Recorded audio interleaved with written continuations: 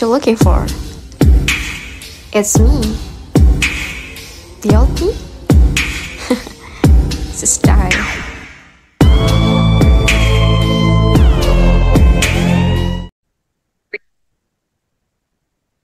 Assalamualaikum warahmatullahi wabarakatuh.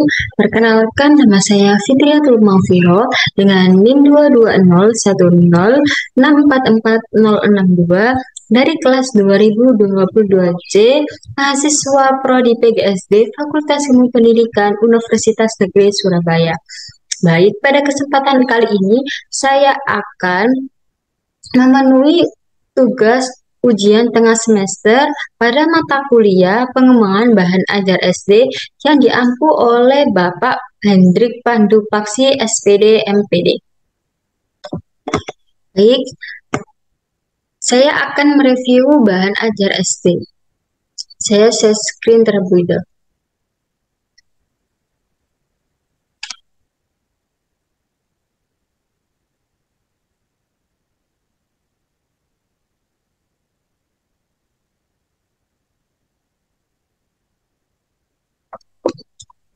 Baik, langsung saja review bahan ajar SD.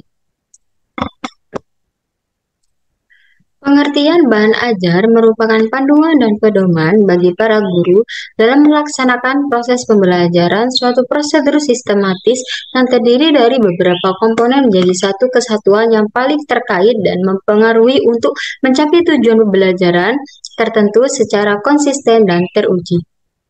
Selanjutnya, di sini ada cover bahan ajar. Berdasarkan cover di samping, menurut saya, nampaknya ini adalah rencana bahan ajar untuk kelas 2 semester 1 dengan tema bermain di lingkunganku dan subtema bermain di lingkungan sekolah. Ini mencakup muatan pelajaran seperti matematika, bahasa Indonesia, dan SBDP atau seni budaya dan prakarya. Bahan ajar ini dirancang oleh Ana Yuliani dengan nomor induk mahasiswa 22271900010. Ini adalah langkah awal yang baik untuk merencanakan pembelajaran di kelas tersebut. Menurut saya, mungkin ada tambahan untuk covernya, kan ini matematika. Harusnya dicantumkan angka atau tambah-tambahan buat memenuhi pembelajaran matematika tersebut. Kalau SBDP-nya sudah ya, ini tangan-tangan. Sudah baik, tapi perlu ditambahkan angka-angka supaya tahu ada elemen matematika tersebut. Selanjutnya,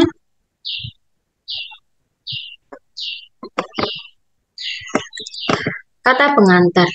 Kata pengantar tersebut merupakan sebuah bagian penting dari sebuah bahan ajar atau modul pembelajaran. Di dalamnya, penulis mengungkapkan rasa syukur kepada Tuhan, menjelaskan fokus materi, mengakui hambatan yang dihadapi, dan berharap agar bahan ajar tersebut bermanfaat. Selain itu, penulis juga mencantumkan tanggal dan lokasi pembuatan modul. Namun, beberapa hal yang perlu diperhatikan adalah kata pengantar sebaiknya lebih ringkas. Terlalu banyak kata-kata formal mungkin dapat mengurangi keterbacaan. Untuk daftar isi sendiri, ini sudah baik, tidak ada yang salah, kata-katanya sudah baik, sudah bagus dan rapi, sesuai daftar isi pada umumnya. Tidak ada yang perlu ditambahkan lagi, tidak ada kekeliruan juga. Baik. Kompetensi inti. Kompetensi inti ini dibuat untuk membentuk karakter dan kemampuan anak secara holistik. Inilah beberapa komentar dan masukan tentang masing-masing kompetensi inti. Yang pertama, kompetensi inti yang pertama, ajaran agama. Menghargai ajaran agama yang dianutnya adalah nilai yang penting untuk mempromosikan toleransi dan pemahaman antar agama. Ini membantu anak memahami dan menghormati keragaman agama. Yang kompetensi inti yang kedua, perilaku. Memiliki perilaku jujur, disiplin, dan tanggung jawab adalah aspek terpenting dalam pengembangan karakter. Ini juga membantu dalam pembentukan dasar etika moral yang kuat pada anak-anak. Yang ketiga, KIO. Kompetensi inti yang ketiga, pengetahuan. Memahami pengetahuan faktual, konseptual, prosedural, dan metakognitif pada tingkat dasar adalah langkah awal dalam membangun kemampuan berpikir kritis dan kreatif. Kompetensi inti yang keempat ialah keterampilan berpikir dan bertindak. Kemampuan berpikir dan bertindak kreatif, produktif, kritis, dan mandiri adalah kunci untuk mempersiapkan anak-anak menghadapi tantangan masa depan. Ini juga mencakup kemampuan berkomunikasi dengan baik dan bekerja sama dalam kelompok. Penting untuk menciptakan lingkungan pendidikan yang mendukung pengembangan semua kompetensi inti ini, sehingga peserta didik dapat tumbuh menjadi individu yang lebih baik, berpengetahuan, dan berdaya asing di berbagai aspek kehidupan. Selanjutnya, kompetensi dasar dan indikator pencapaian. Kompetensi dasar dan indikator pencapaian tersebut merupakan panduan yang baik untuk mengukur pemahaman dan keterampilan siswa dalam 3 mata pelajaran berbeda, Bahasa Indonesia, Matematika, dan SBDP. Mereka menguraikan apa yang diharapkan siswa dapat dipelajari dan dicapai dalam 3 mata pelajaran tersebut. Berikut beberapa masukan dan komentar. Saya bacakan terlebih dahulu untuk kompetensi dasar atau KD dan indikator pencapaiannya.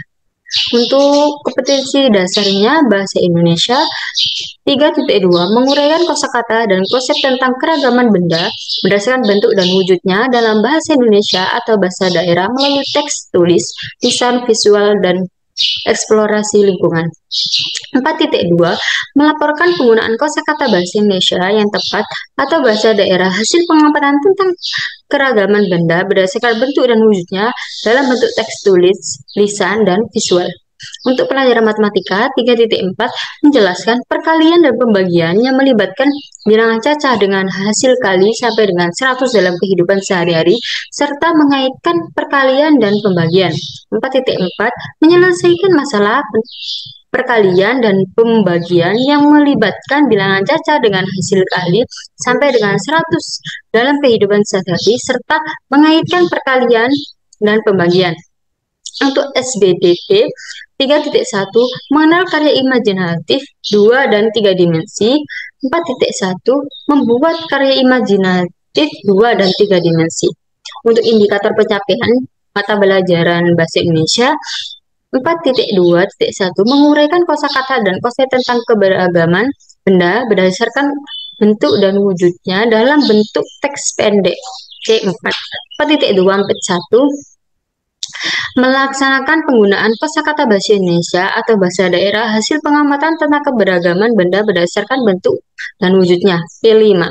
Untuk mata pelajaran matematika 3.41 membuktikan pembagian bilangan yang melibatkan bilangan cacah dengan hasil kali sampai dengan 100 dalam kehidupan sehari-hari. C5. 4.4.1 mengatasi pembagian 2 bilangan dengan hasil bilangan cacah sampai 100 dalam kehidupan sehari-hari. P4. SBDP 3.1.1 menganalisis karya imajinatif 2 dimensi dan 3 dimensi. C4. 4.1.1 membuat karya imajinatif 2 dan 3 dimensi sesuai keinginan. P5. Satuan waktu penting untuk menentukan batasan waktu yang realistis untuk mencapai kompetensi dan indikator ini sesuai dengan tingkat kelas dan materi yang diajarkan. Untuk pengukuran dan evaluasinya menganjurkan penggunaan alat evaluasi yang sesuai untuk mengukur pencapaian siswa sesuai dengan indikator yang ditentukan. Relevansi, pastikan bahwa materi yang diajarkan sesuai dengan kebutuhan dan perkembangan siswa serta sesuai dengan kurikulum yang berlaku. Kompetensi dasar dan indikator pencapaian yang baik membantu guru dan siswa dalam merencanakan, mengajar, dan mengevaluasi pembelajaran. Ini juga memastikan bahwa peserta didik memahami dan dapat menerapkan pengetahuan dan keterampilan dalam kehidupan sehari-hari. Selanjutnya, untuk tujuan pembelajaran, saya bacakan terlebih dahulu. Yang pertama, setelah membaca teks bacaan pada bahan ajar digital dan berdiskusi, siswa mampu menguraikan kosakata dan konsep tentang keragaman benda berdasarkan bentuk dan wujudnya dalam bentuk teks pendek dengan benar dan tepat. ICT, TPACK, HOTS, dan PPPK. Yang kedua, setelah memperhatikan penjelasan guru dan melakukan tanya jawab, siswa mampu melaksanakan penggunaan kosakata bahasa Indonesia atau bahasa daerah. Hasil pengamatan tentang keberagaman benda berdasarkan bentuk dan wujudnya dalam bentuk bahasa lisan dengan tepat. 4C, Communication, Kolaboratif, dan PPK. Yang ketiga, setelah memperhatikan penjelasan guru dan mengamati video, siswa mampu membuktikan pembagian bilangan yang melibatkan bilangan caca dengan hasil kali sampai dengan 100 dalam kehidupan sehari-hari dengan benar. ICT, tipe ACK, HOTS, PPK. Setelah mengerjakan tugas yang diberikan, siswa mampu mengatasi pembagian dua bilangan dengan hasil bilangan caca sampai 100 dalam kehidupan sehari-hari dengan tepat. 4C, Critical Thinking, dan PPK. Yang kelima, setelah mengamati video, siswa mampu menganalisis karya imajinatif 2 dimensi dan 3 dimensi dengan benar. ICT, TPACK, HOTS. 4C, Critical Thinking, PPK. Nomor 5 ini ada kekurangan K-nya, ini TPAC, nggak ada TPACK-nya. Mungkin bisa ditambahkan lagi ya. Yang keenam, setelah melakukan tanya jawab, siswa menganalisis alat dan bahan yang digunakan dalam menggambar imajinatif dengan tepat. 4C, Critical Thinking, Communication, PPK. Yang ketujuh, setelah mengamati video, siswa mampu membuat gambar imajinasi sesuai keinginan dengan baik. ICT, TPACK, 4C, Creativity, dan PPK. Untuk tambahan dan komentar saya, tujuan yang pertama mengenai menguraikan kosakata dan konsep tentang keragaman benda berdasarkan bentuk dan wujudnya tampak memiliki fokus yang kuat pada pemahaman konsep. Mungkin bisa ditingkatkan dengan menambahkan elemen praktik seperti mengidentifikasi benda-benda konkret yang mencerminkan keragaman tersebut. Tujuannya kedua terkait dengan penggunaan kosakata dalam bahasa lisan, baik bahasa Indonesia atau bahasa daerah, adalah langkah yang baik dalam mengembangkan keterampilan berkomunikasi. Namun mungkin ada ruang untuk lebih menekankan pada pengembangan kreativitas dalam penggunaan bahasa. Untuk tujuan ketiga, yang melibatkan bagian bilangan tampaknya kuat dalam hal penerapan matematika dalam kehidupan sehari-hari. Bagus juga menyediakan contoh nyata di mana konsep ini dapat diterapkan. Tujuan yang keempat, yang melibatkan pembagian dua bilangan adalah langkah-langkah selanjutnya dalam pembagian keterampilan matematika siswa. Pastikan ada dukungan dan latihan yang cukup untuk memastikan pemahaman yang kuat. Tujuan yang kelima yaitu mencakup analisis karya imajinatif, menekankan pada pemahaman seni visual. Ini bisa lebih diperkaya dengan diskusi lebih mendalam tentang interpretasi pribadi siswa terhadap karya seni. Untuk yang kelima ini kan ada nggak salah sih, cuma kekurangan K-nya, TPAC saja. Aslinya kan TPACK. Tujuan yang keenam yaitu berkaitan dengan analisis alat dan bahan dalam menggambar, mengajarkan pemahaman tentang alat dan bahan seni. Penting untuk memastikan bahan siswa yang memiliki kesempatan untuk mengaplikasikan pengetahuan ini dalam praktik seni mereka. Tujuan terakhir yaitu berkaitan dengan membuat gambar imajinatif, menggabungkan konsep sebelumnya dalam sebuah tindakan kreatif. Perhatikan ada ruang eksperimen dan eksperi pribadi. Semua tujuan tersebut tampaknya sudah mencakup berbagai aspek PPK, pengembangan pribadi, dan kewarganegaraan, serta menekankan pada aspek-aspek seperti HOTS, Higher Order Thinking Skill, ICT Information and Communication Technology, TPACK Teknologi Pedagogical Content Knowledge, dan 4C Communication Collaboration Creativity Critical Thinking. Penting untuk memastikan bahwa pendekatan pembelajaran dan materi yang digunakan sesuai dengan tujuan ini dan kemungkinan serta didik untuk mencapainya. Oke, selanjutnya peta konsep. Peta konsep di samping ini tema 2, subtema 3 pembelajaran 1. Bahasa Indonesia, kosakata dan konsep bahasa Indonesia dan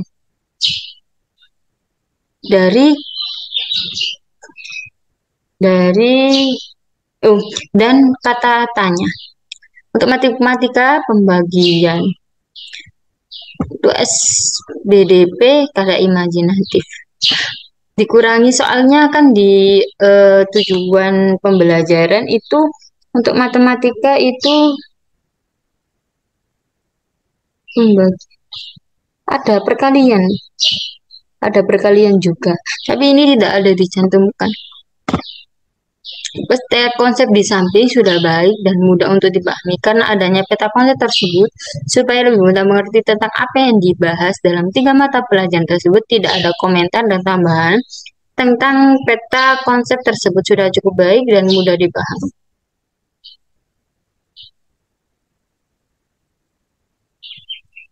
Untuk uraian materi di samping ini ada Benny, Siti, dan Edo dan Udin bercakap. Ini konsep kosakata bahasa Indonesia. Uraian materi di samping menemukan contoh percakapan Benny, Siti, Edo, dan Udin tentang berbagai permainan yang mereka mainkan. Beberapa poin penting dalam percakapan ini adalah mereka membicarakan permainan benteng-bentengan yang mereka mainkan sebelumnya dan mengungkapkan kesenangan mereka terhadap permainan itu. Edo menyebut permainan kayu malele yang berasal dari Papua, tempat asalnya. Siti menyebut permainan congklak yang berasal dari Jawa, kampung halamannya. Ini menunjukkan ketertarikannya terhadap berbagai permainan yang belum diketahui dan bertanya bagaimana cara bermainnya. Percakapan ini mencerminkan bagaimana orang bisa berbagi pengetahuan tentang permainan tradisional dari berbagai daerah di Indonesia. Ini juga menggambarkan keinginan Benny untuk memahami lebih lanjut tentang permainan tersebut. Ini bermuatan materi kosakata dan konsep bahasa Indonesia pada mata pelajaran bahasa Indonesia. Oke, selanjutnya masih uraian materi. Pada di samping uraian materi di samping berisi tentang cerita tentang Benny di sekolahnya sangat bagus. Ini mengajarkan peserta didik tentang penggunaan kata tanya dalam membuat pertanyaan dalam cerita. Peserta didik bisa menggunakan kata apa untuk menanyakan kegiatan yang dilakukan oleh Benny dan teman-temannya, seperti contohnya apa yang dilakukan Benny dan teman-temannya di sekolah, atau kita bisa menggunakan kata siapa untuk menanyakan tentang siapa yang bermain dengan Benny, contohnya siapa teman-teman Benny yang bermain bola bersamanya. Semua ini membantu peserta didik untuk memahami bagaimana membuat pertanyaan dalam pembelajaran bahasa Indonesia. Uraian materi selanjutnya. Pada uraian di samping menjelaskan beberapa kata tanya dan pembagian. Ini masih kata kapan untuk bahasa Indonesia digunakan untuk menanyakan waktu, kata di mana digunakan untuk menanyakan tempat, kata mengapa digunakan untuk menanyakan sebab dan alasan, dan perbuatan kata bagaimana digunakan untuk menanyakan cara dan perbuatan. Tentang pembagian. Pembagian artinya adalah penggunaan berulang sampai habis. Namun dalam kasus kelereng yang diberikan kepada Rama dan Hafiz, tidak ada informasi yang cukup untuk menghitung beberapa banyak bola yang diterima oleh masing-masing anak. Kita perlu informasi tambahan seperti beberapa banyak kelereng yang diberikan kepada mereka masing-masing atau beberapa banyak kelereng yang dibagi secara keseluruhan. Untuk uraian materi yang selanjutnya, ini adalah pada uraian materi di samping ini adalah berisi tentang pembagian. Penjelasan menggunakan analogi kelereng untuk membantu pemahaman peserta didik tentang pembagian. Ini adalah cara yang baik untuk mengajarkan konsep matematika kepada siswa SD dengan contoh yang sederhana dan mudah dipahami. Sementara pada bagian yang imajinatif ini ada dua dimensi penjelasan mengenai jenis karya seni dua dimensi seperti seni lukis, seni batik, sketsa, dan seni ilustrasi. Memberikan pemahaman awal kepada peserta didik tentang beragam bentuk seni yang dapat mereka eksplorasi sudah sangat baik karena menyantumkan contoh yang konkret, yaitu sebuah gambar gunung yang indah dan dipenuhi burung, pepohonan, dan lain sebagainya. Selanjutnya,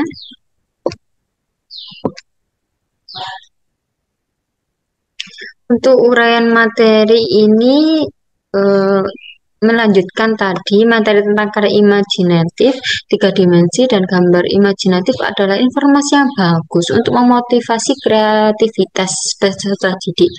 Karya imajinatif ini tiga dimensi seperti gambar yang sudah dicantumkan ini memungkinkan peserta didik untuk menyajikan ide dalam bentuk fisik yang dapat dilihat dari berbagai sudut. Gambar imajinatif ini di sisi lain memberi kesempatan untuk mengekspresikan khayalan dan angan-angan peserta didik dengan berbagai peralatan seperti pensil warna, krayon, dan cat air. Melalui kreativitas ini, seseorang dapat mengembangkan keterampilan seni mereka dan menyampaikan ide atau cerita dengan cara yang unik dan personal. Selain itu, karya imajinatif ini dan gambar imajinatif ini adalah cara yang bagus untuk merangsang imajinasi dan ekspresi peserta didik dalam penggunaan peralatan dan teknik tertentu. Kita dapat menciptakan karya seni yang memukau, teruslah berkreasi dan menjelajah dunia. Untuk uraian materi selanjutnya, ini ada memberikan panduan dalam langkah-langkah membuat gambar imajinatif tadi. Ini adalah informasi yang bagus untuk diajarkan di tingkat sekolah SD karena membantu pengembangan keterampilan seni dan kreativitas peserta didik. Namun beberapa poin yang dapat ditingkatkan lagi.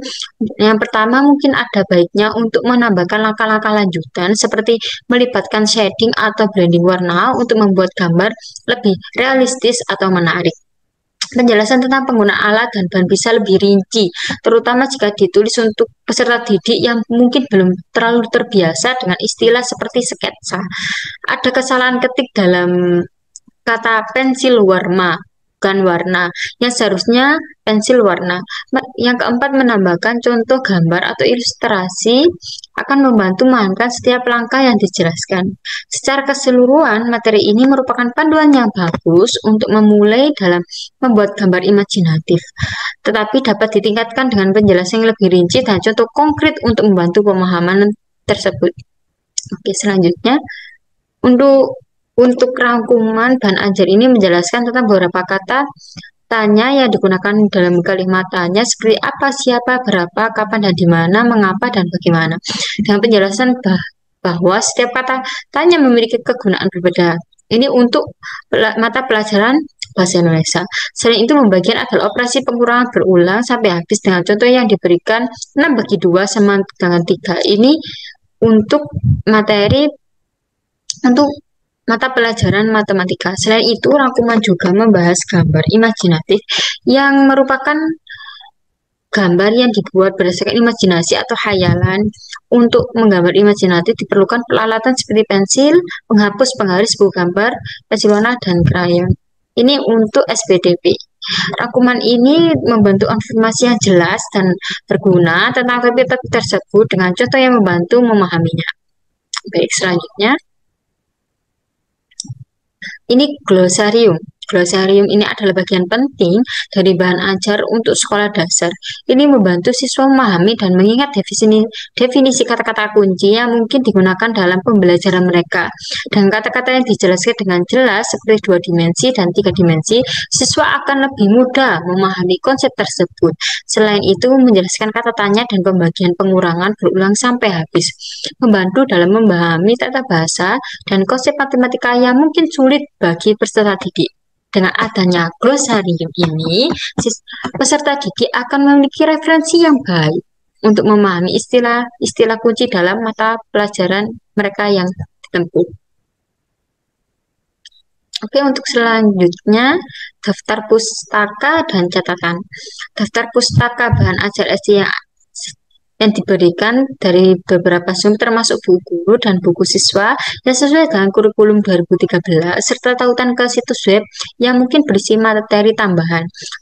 Pembagian daftar pustaka ini dapat memberikan sumber daya yang diperlukan bagi guru dan peserta didik dalam proses pembelajaran di tingkat sekolah dasar.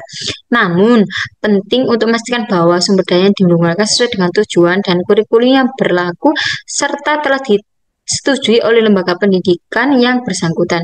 Penting juga untuk memastikan bahwa catatan yang disertakan bahan dalam bahan ajar SD sesuai dengan tingkat pemahaman siswa dan mendukung tujuan pembelajaran. Catatannya baik, harus jelas, ringkas, dan relevan dengan materi yang diajarkan. Untuk yang terakhir ini kesimpulan ya. Menurut saya bahan dari segi semuanya sudah baik, rapi dan bagus. Tetapi untuk kelengkapannya masih belum. Untuk saran saya bisa ditambahkan media, alat dan bahan. Karena kan pada tujuan itu ada video. Berarti kalau video itu eh, menggunakan proyektor dan di sini tidak ada, tidak mencantumkan media, alat dan bahan. Terus yang kedua LKPD, di sini tidak ada latihan siswa, soal-soal siswa tidak ada. Yang ketiga adalah rubrik penilaian. Rubrik penilaian yang berisi sikap pengetahuan siswa gitu. Oke, terima kasih. Itu saja yang saya sampaikan. Kurang lebihnya mohon maaf yang sebesar-besarnya. Wassalamualaikum warahmatullahi wabarakatuh. Sampai jumpa.